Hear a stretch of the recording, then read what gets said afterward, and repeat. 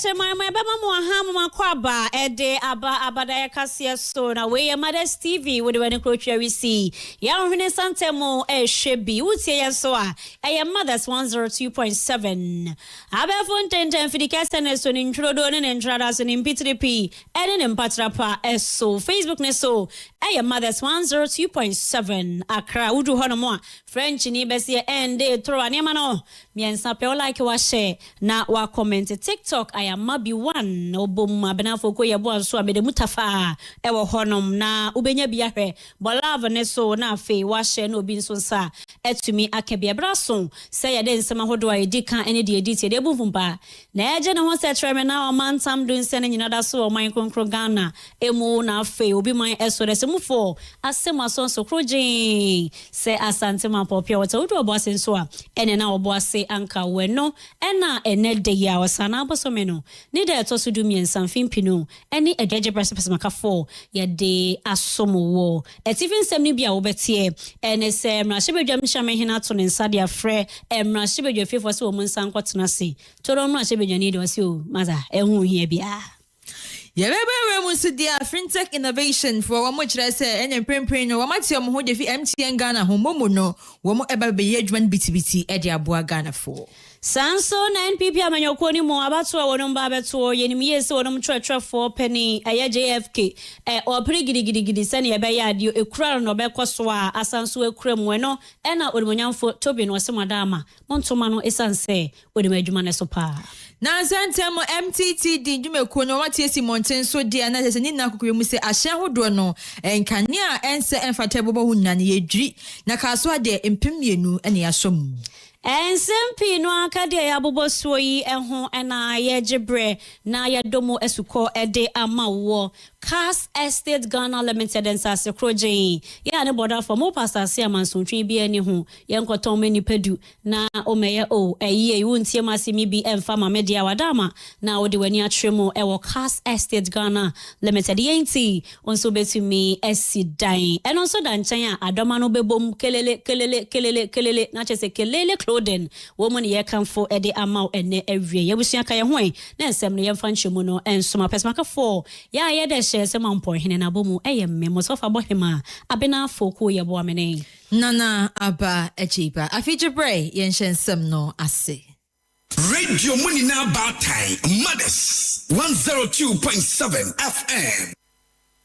Me vitin semana se me de amawo edi aye nyina da eyanimsem se eye oman Ghana ye mra shebedwe fiefo wo mo kwa ahumije mo kakra ya wo mo enhie mo no taboda so dendende na chese twase wo mo so ekokwaje o ma home na afi ye kire no mo ba ensem edidi di so no mo de abeto apaso atwe ho dare ye wo ho ye nka bi enhie mo enra wukuo na krata eba mountain so na sakrata ni mo no na de ne nsa ehyasie eye mra shebedwam chiame hene ora abansoma na Kingsford Backben wa trotro se eye adwada ede yanim ya ebe ya yi de wasanso ato ne nsa ede afre eye mra shibedwamfo nyina so mo nsanso emfra komane mu emra esanse ehihye bi wo hono ma etwase wo mo ekoso na wo mo eto adwene enso so ede efa ho na ni nyina no wo se ene ugina mu nso ewo order 58 eye clause 4 ni mu hono a ema no kwan se wotumi to ne nsa de frɛ mra shibedwafiefoe na bibi wo hono mu ehu hia wo matumi atena se aka ho asem ene titinto ntan adwada idie na etwase emra shebedwafiefo bebi obia no wotumi ede nani etwemu eba ho na yeduoduo mu ana kire se de ama eye enhyiamu ho akwakohia ene se ye wahana amampani ede reshafo bi ba ye asoafo ahodo bi a yetutu wo mo ede wo mo ahyehye asoye ahodo no bi na ebi enso ye wonu ma behwa ya tena ye so na afi enkronkuma mu empunto na meka ede ababesi odumanyamfo mahama yarga ena afi Dr. Zanet Rollins ajemai na chese twase wo mo bepie mu amra shebedwafiefo animu ne yetutu onuma no na yehunu de ade ne da na yetumi enso ede atonanso krata yiba mountain so no akwakoye ehihim sanse ebinom se wo mo tiase a wo mo enwene ho wo mo dwene ho so a wonom entiase emu baako eyetolon emra shebedwani odumanyafo habibi drisu no si senka we de ankanya asembia ya asem esanse si yetwane a bra na anka wo si yetumi sanso be hyiam no nska sade we de yebetumi kra aye no saa bre no ezan say anye ni sesi asebe emfomso bia ama enkofo ha bia ama entika we kra de enka hu behia kra say ebra yebehia mu ye de be hye ho na nka ya nanso we ya to ensa frɛ ye ya ye be die on de osusu se sebrin preduasa eye oman no wonu mu etuatua to ye sika kakra ne ade e na wo mu kotena se wo mu kohi no kwa enya ade bia ebebo asabre ya confirmed under a letter signed by the Speaker of Parliament that Parliament should be reconvened on the 24th, that is Friday, and then up to 28th, that is starting from Monday 24th, and then we adjourn again 28th of August 2026. For 4 days. Yes, overrun. It is obvious that the reason for this recall is for us to consider the president nominee, the ministers. You know, 2 of them have to still appear before the appointment committee, needed to be vetted and then passed by the House. The minister designate for local government, our majority leader, Mama Ayerga, and then Dr. Venetorollis, who is also going through environment science and tech. I think that these 2 ministers will still need to go through the vetting process. And I think that government is just in a rush to get these ministers to go back to their side. But I don't see the government actually, when this ministry have been vacant for about a year, you were not in a rush to fill it. But after the 1 year, and after announcing the state, the ministers, you are reconvening and not wait until October. Mothers FM 102.7. Ene ekwokwoti eye tolomra she bedwani odmanyamfo Habib Idrisu.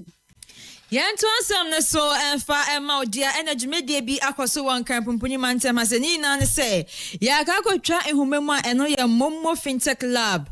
wo enkan pumpuni mantem mo ena enwekweyi wo makako bi anu ni na ye se mobile money no enyanyim se MTN Ghana for na mobile money eda wo mo abemu empempen die wo mo ate wo mo ho ejefi MTN Ghana eho ena wo mo gina kwanten kro eba bebo adwan se ne ye se ne fata wagire titiriu ewo sikasem eho na eno no to said the first wafwa wa hwe nkita odi ensem so na afenso so abefu interfidence so wa hwe esu djumadi onwanya for samo na te George se womre na woni wo mama medi djumansa ne se na efata na oba ne de wode ensem ba komienu bi na tu dwa wa chese wo hwe na sentem ne dia wa abefu kwan ne so ne hon ma no so bia edi djuma ewo titiru ewo sikase ho no ya nti ye mo hwe na amanfo wo mu edin wo mu nyame bi ehu hia no wo mu betumi abo eho ban senye be ya enkokofa osem insem emma emeto wo mo eso titi kra na cyber security fraud and sentem de abey ya na manfo twa manfo sika efa abefo kwan so no wo mo nhwe na wo mo nyemu enyere campaign senya be ya wo metumi abo manfo sika ho ban no mabo wo mo nyema ba ko bi so ho ban na obi bia ehun konkoba insem at the expense of trust. Innovation must be accompanied by strong governance, consumer protection, cybersecurity, data privacy, and regulatory compliance. Government will not trade the safety of Ghanaians for speed. This is why today I want to speak directly to every group that's represented in this room. This lab only works if each of you plays your part over the next 3 months. For some nate George nene ene kokoti eno achi na penny kwantre for awada mobile money fintech limited ano nyunya for Shai Buhari na wona so den nsem tudwa na wache se dwumadi a omudi omo edi sine be metumi atere wo mo enkrabatem na baniska sembi dwumadi bia na wo metumi edi akeka ho bia na insurance bi omo da bekeka ho ewo sa wo dwumadi emu eninti na prempren ni de wo matwe wo mo ejefi MTN Ghana ho MTN Ghana de ni na hello so be free obi no na won sanka na won hia omomo an de fafa ho na se baniska sem dia na wo dia fa mobile money fintech limited for wo so wo mo akachi. This is a humble initiative to scale and build talent and ensure that ideas are being harnessed to solve local problems and local reality, and we're encouraging our youth to come on board, build solutions that address this community needs and ensure that Ghana develops, our economy develops, and we also create employment whilst doing that.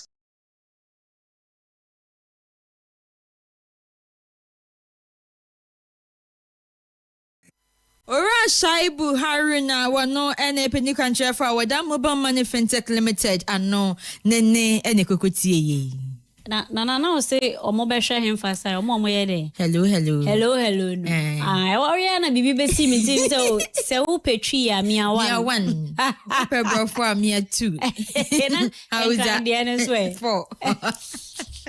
Se hono no omo be hwe na omo mo hwe skasem e de no mpo ye na me de fraud na no me wo ho a me nka bi nsem ana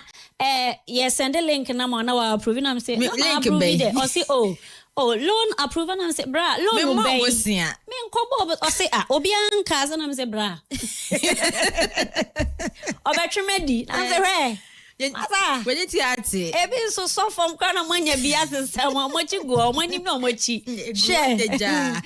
Mamento so ewo NPP osono kese amanyoko no emu yenyina da yenim se abatoɔ a ewo mu eba bekoso na omatumi ayi empenimfo a ebeda wonom ano na omadi omanim dia call 2028 abatoɔ kese ebeto ewo man kronkron Ghana emu na wonom twetwefo peniwon manyamfo eye JFK ade ono nso pese okoso akura ne mudie mu na ne dwumadi a wodi no okoso asom party no ewo eye sadibra ne nsabetumi asanso akabiem Nesa yosunti wode ni tremu ewo sotium ene ne mpotemu ene adehye wo honom kodi nsa waso na hyemudie no ase ena enya sotium na hyebedwani wode monyamfo Emmanuel Tobi no wotrese NPP amanyoko ma ye nyamfom so de biara da se ye nto aba no mfama wode monyamfo Justin Kodua Frempon ewo se yekoso akura ne mu ye esanse ye kanipa ojo ti sensuo nyuno na makai sa anyom na tete makfos aronsan so na ye bo ana chese ayesede wanya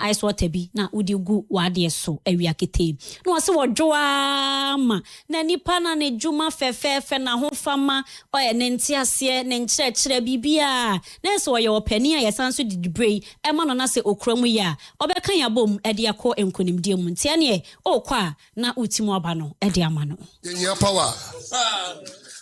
kom ede enti ese ye dwuma den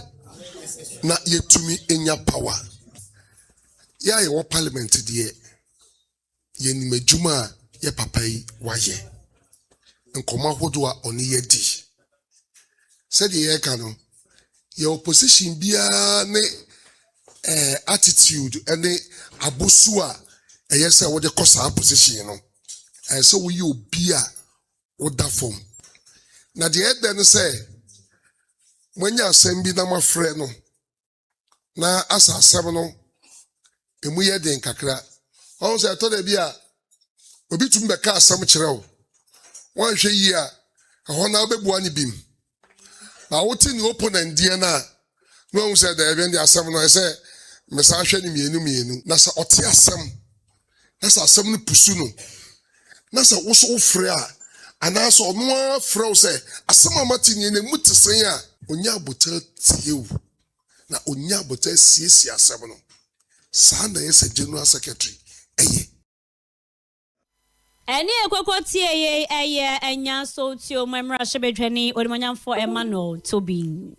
Yamoremu awa kaswa na yedu honomodia Central East Regional Commander Edema Motor Traffic and Transport Department MTTD Superintendent Hannah Ejay and a watcher say prempren de almost so no dwuma omodina seni na titu MTTD for ene say akwanten pono so no omodi umani edi echire papa na akwanhia ho nsem no etwumi abra titiru nya nadwo na okoko wiem say anadwo akwanhia tesi ni na say obi won kanya na light na chense o asho ni dem kanya shire na wo ye si ne car na enya tese wo to a na tese tumi si obi eni e wo car foforo emu ni na kan bi na kwanhia na ebanta light ni na no wo mu edwiri ni na afisa ahye ni na ho awo ya kwantempo no so na wo chemu se wo mu si mountain so ne de ene cars ne de dodo na ene mu nya cars bako 2000 ene wo tumi edwiri wo mu nkania edi efri eho Road Traffic Regulation 2180 na LI 2180 no ne atwam sesiei nyoma egwo mu asieye enoa na esanwo ye new airline mu regulation LI 2519 no emma individuals bi ho kwan se ombetumi di siren abo omuka mu na ya fixe lamps a enye approved ewo ye car ho Nti ye started no so far ye region hankwa Central East Police Region enkwa no yetimi intercept over 2,000 vehicles siren and strobe light eka ho na na dodo na dwen say ebia omo enimu ana say kwan so enye ntina but ye emra no na ye di adwuma na niama enforcement na no ayde say cause a lot of road crashes so exactly a week today and you intercepted car back on ye kaswa krom ha driver no say on TSS actually na lampa we use to the car over 22 years afena ye ba betu ana into no de be kokot in fact na ye menije pa so de be kokot into quickly and me ma ye bo charge sheet and ye de no court and emra any die afena we who say na ewo mremu se ensese wa odu tumi ekoto light ebobobo ka ho se edu anadwo a onhu wenim.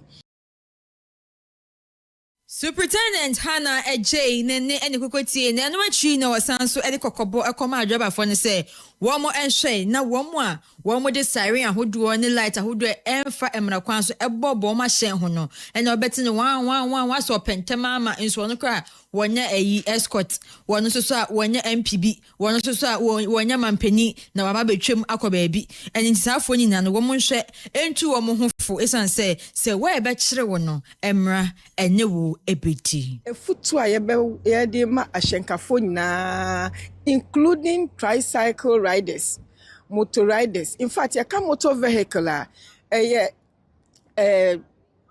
two-wheel motorbike, three-wheel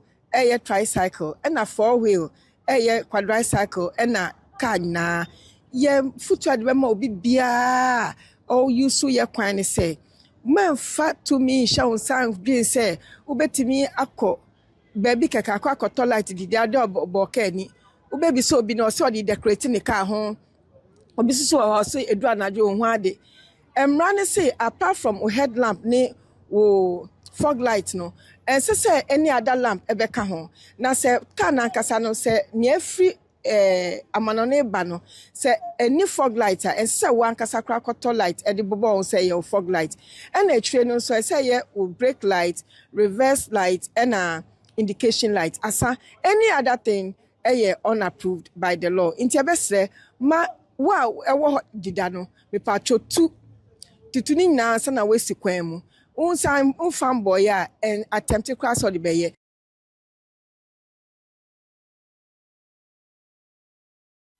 Superintendent Hannah Ejay nene ene kokotie ni na fa na MTTD for djubeje omudu ya kwantempon ho ejuri nkane enye na kwanso ene siren ahodo a wo mu edede ewo ya kwantempon no eso. Mamento so ewo asokore mampon wekropon no emu na eho ena Sechidumase Community Bank wo mo enso so ekrekra wo mo ho a ene enkrabata hodo a eno so ato apeten ewo omanmu afana miaye bebre na wo mo nkrabata baako ewo aboabo eho no na wo mo te ho mo nka bi nhemu a eye assembly no ewo ho no akodwiri wo mo abronsan ne fa ede egum ni nyina da ene se wo mo gi asase no ede aye 24 our economy hye ya Ghana ban hedi abase ne ebe ya yebenya nnwuma ye na yamammu nsem anye ensrepe amfa emfri ne nsemu ne no ena pani kwantrefo ya wada wonom ano onimanyamfo Michael Kwabena afie wo cheche mu se eyade se assembly no wo mu ni wo mu eni ne ye kura ye no anesen ena amei se moye se ade mu baba bedwiri ena wo mu de court ma court de eye injunction ato so se demolition no mo fa nkonkon kakre san se twa se ye ma wo kwan kakra no mo ye ahoboa na mo atumi asese o nkuku no mo nkaka ebu o ketem e de afri ho afei de ye akata wani ti o mo se yakata temu hu de ye hunu dan a ye dwiri o ma baba bedwiri enkrabata na aboabo de ne fa e de egu a aye o mo ye person se wo mo kira wo mo ebu eye koto enhyehyɛ ye de ne so no so kra sa danchen a empasade pa e na wo mo ehwe ni mu. To have the data of the customers intact. So for customer data, it's not lost. But the physical items of the bank are lost, running into millions of Ghana cedis. We have, for the past 5 months, been cooperating with the assembly. We have not been served any eviction notice. As we speak now, we have not indicated any amount which is lost. like I said, we have inventory of everything. We will cost them and then make it known at the appropriate time. Yetietie mu a assembly ne nso ekire se wo mu bo eye enkrofo ekoko se ekese mo ya wai se adwuma aye ba be ye ni eye den e na afi de ye adwuma na e ba ne sa na nso ne krakra mu no e na council e de ma Sechiduma se Community Bank PLC Dr. Dixon Osei SB and was say assembly na de amaye no mo anye ni ye kura. Order you to replace it, you replace it. You have demolished it, but that is not the end of the matter. The court can also ask you to pay for it. Or the court may say that, yes, the bank has no right to claim anything. All those things are options for the court to determine. Whether the court will agree with us or not, that one is left with the court to decide. But we believe that they have not been fair, they have trespassed, and we think that the court have to take that matter up. And that is what we are looking at.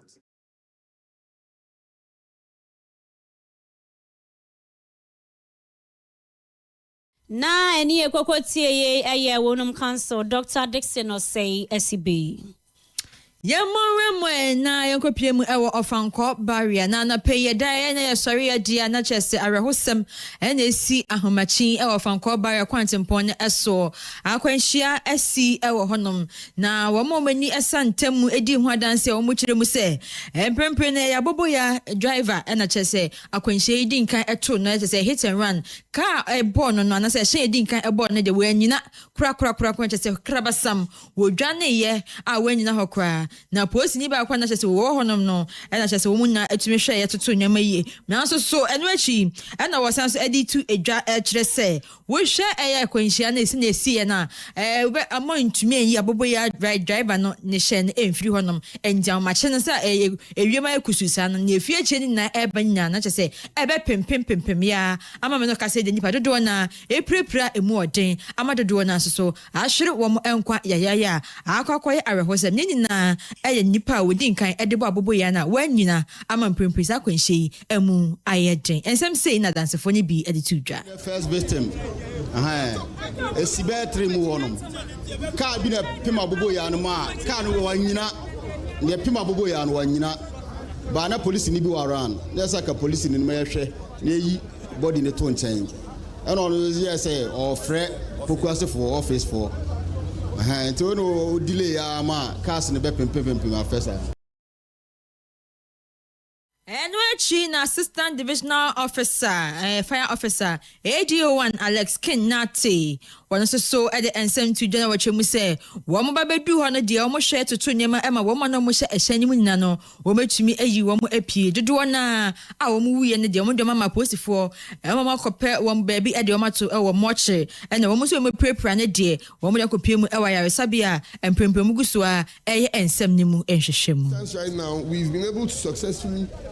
bring out everybody from the vehicle, both the people that were dead and those that are alive. So the dead, we've handed them over to the police. Their bodies, some of them had very badly mutilated bodies. Those that were unconscious, we've given them to the ambulance, and we've, as you can see, there's a long stretch of traffic along the way. And so what we are doing right now is to try and clear at least this black car from there, and then maybe wash this side and create one lane where the cars, because it looks like the traffic is very serious all the way from the back, all the way from even the Pokwasi stretch. And so once we're able to create one way, we'll be able to make way for people to go. Well, we counted about 10 bodies that were dead, because we are not doctors, and so the doctors will again do their final examination. The doctors will again do their final examination of the bodies before, but there were some that it's obvious that they are dead. Their bodies cut, and then very, very bad situation. But so far, the number of injured, I can't tell, but it's at least 5 people have been rescued. At least. Ne krakra ena krame ya onyonyam from Michael Pakpo alote wananso be PM honmu bia wodin kind abasobo kwama aposifo sanso ena dumdwedwumeku no boma baso atorenchemu buafo na admu mpanimfo so boma baso se akwanhyane sisa no wo mantena motoso na mumu no American tente wo ma be PM wo ho ebe hwe etoto enyema mampempem kwani mu ada ho na mumu wo sanso efasa akwanya no so desre adwabafo se wo mon hwe se de be ya hwinhwinhwanhwam no so na nkonkofasa atorenchemu ibium ensan emma me wo feel na friend me say kwehia say esi wo kwam na de bia me ka say we are running on money 24 hours nti yenda say once a issue ti me mo for hiamboa no you have to move in and help na mo friend me na me took car by na me be do ha no me to fire service ni nad before ne yempanya police for mo force wa yin for no a very heading say over share but me bo fire service for number so me bo police for abaso mo bo nad before abaso say juma omo ya asumo man no enye juma ketwa usha obi mu side tra they have to pick them up. Any ambulance for no so they almost on my idea pa it's bibia be hu ya na me to me share but once a year fire service nadmo sa police for your movement Michael Pakpo alote nene ene kokotie ye monramu wa pomodimu ensemenche bia ena nesifo nkabom ko tie wo hugu monte so se beye se adwuma o maye America kra ni de ehun sikason emma ye ntria wonu moka ehun hyehye bia nso mo nhyada nso hu no so ma hwempanimfo ne mampanimfo nye bibia enso emfamfa hu na nam so ma atadwefo wa wonu mate den na esanse eye so afo hwe apomode ne hu nsem so yewura akwabna minta akando ye hu so ni wo mo akwa kohyia ya me na wo ka se de sika ne mo bi de ye de ama o mo yetuetue wonum aka ne bia ama wo mo nsa etumi aka na wo kyerɛkyerɛ mu se aban no ehwɛ ni mu se nka enema mienu ena wa ye baako ene so obema wo mu eje adwuma ne yo anampo se obema wo mu ato mu dwumadie so na wapɛ kwan bia fa so na sika no wo matumi akrukru akrakra na wo mu ede ahye wo mu ensem afei ena abrewa ayipoma kwan makakra aye adwuma wo matumi di ama wo mu. To lay all of you off and begin to look for the financial clearance before we recruit you, or we allow you to continue to work whilst we look for the option of paying you. But I chose the latter, and we were greeted with a lot of demonstrations and all that. More than 99% of you have been paid, and they are on your arrears have been cleared. There are very, very few of you with isolated cases that have directed the HR to cooperate and then try to deal with those issues.